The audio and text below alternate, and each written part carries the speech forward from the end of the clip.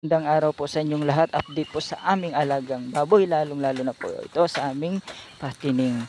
Bali, ibinenta na po ito noong August 3, Saturday.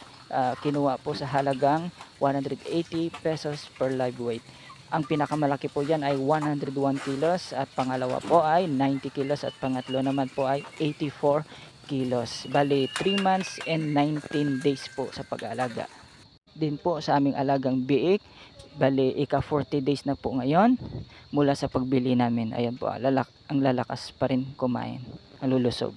Date din po sa aming gagawing inaing. Bali, nabarakuan na po pala ito noong August 4. Ayan po, bali, konti lang po ang pinapakain dahil kakakasta lang. At bawal rin paliguan sa loob ng 3 araw. Bali, sa Webes pwede na daw paliguan.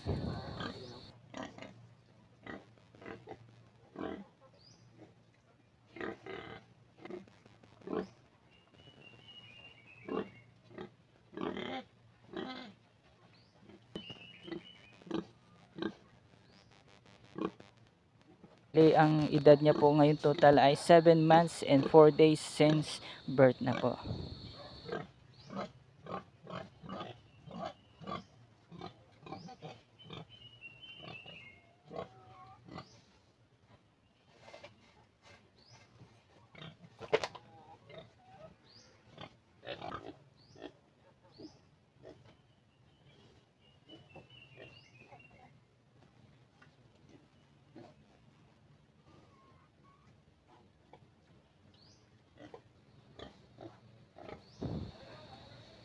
Ayan po ang kulungan ng aming dati fattening na 3 piraso.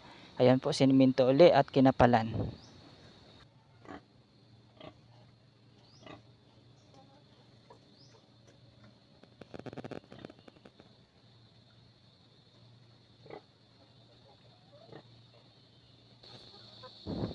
Update din po sa aking alagang manok na Rhode Island. Bali, 2 months and 5 days na po siya mula sa pag-alaga namin.